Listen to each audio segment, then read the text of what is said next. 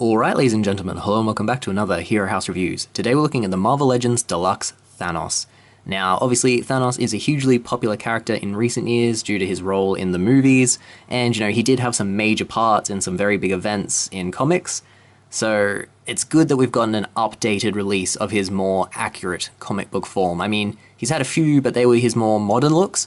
This is just classic Thanos all the way, and it's great to have. I mean, he looks so dynamic. The sculpt is really good. The face, open mouth is always a risk because it limits the poses. Like, I would have preferred just a snarling face rather than the grin because it makes him look a bit odd in fighting poses. But I guess that's, the price you have to pay. The blue on him is spectacular. I've never seen a nicer blue on a figure. There's some good wash in there to add depth to it.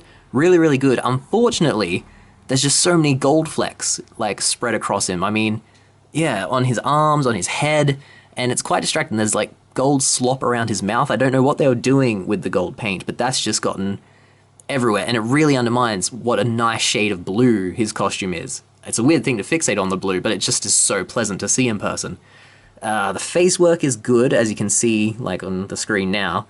So I guess, in terms of overall aesthetic, he would have gotten a higher ranking if they'd just been more careful with the paint. So hopefully yours has a better paint job than mine. Articulation-wise, his head can go up quite a bit, but is hindered by his chest thang. They can do a full rotation.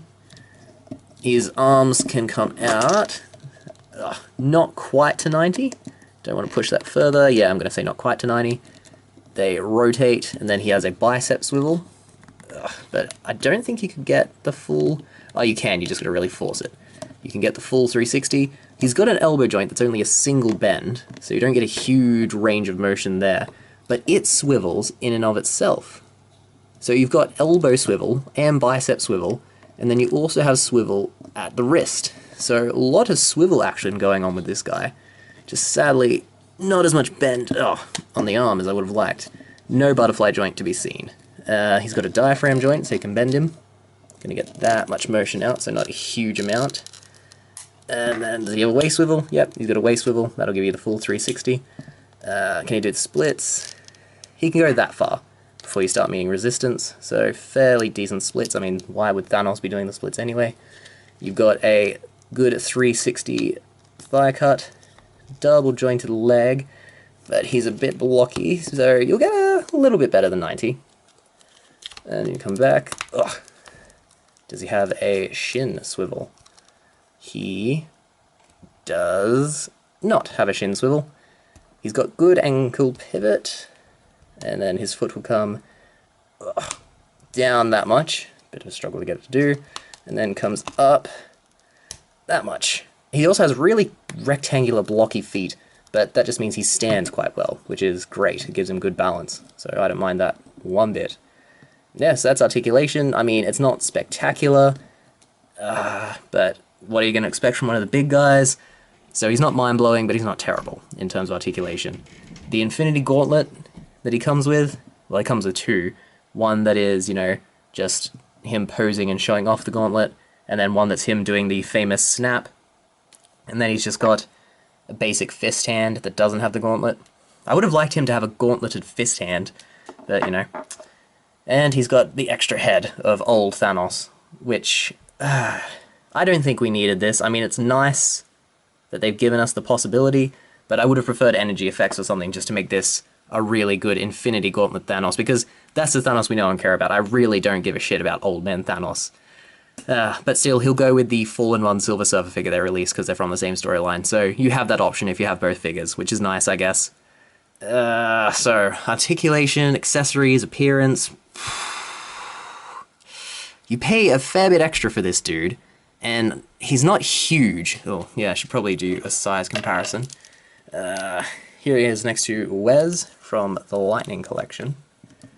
As you can see, Thanos is bigger, but not hugely so. I mean, Thanos isn't huge in the comics. He's drawn to be huge, but I think his actual given height is 6'7", so he's not even massive. Where do I rank you? I'm going to give this guy a 4 out of 5. Really like the blue, don't like the sloppy paint, could have had better accessories. Serviceable articulation for what he is. Yeah, okay. 4 out of 5. Let's dive into the pictures and wrap this up.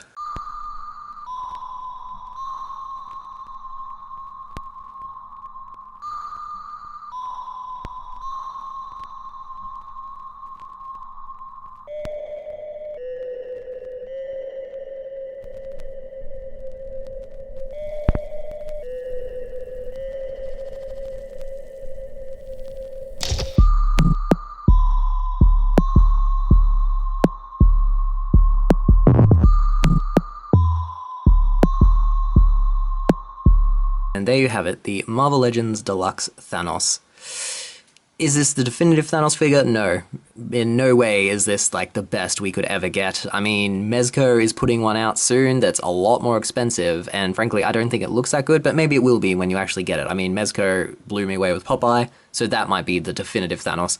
This is good for the price we get, but it is not mind-blowing by any stretch of the imagination. But if you're a big Thanos fan, you're not going to be too disappointed to pick this up. I mean, it is a good thing. It looks so strong on the shelf, especially because of the paintwork. It's a really good color scheme and some great sculpting.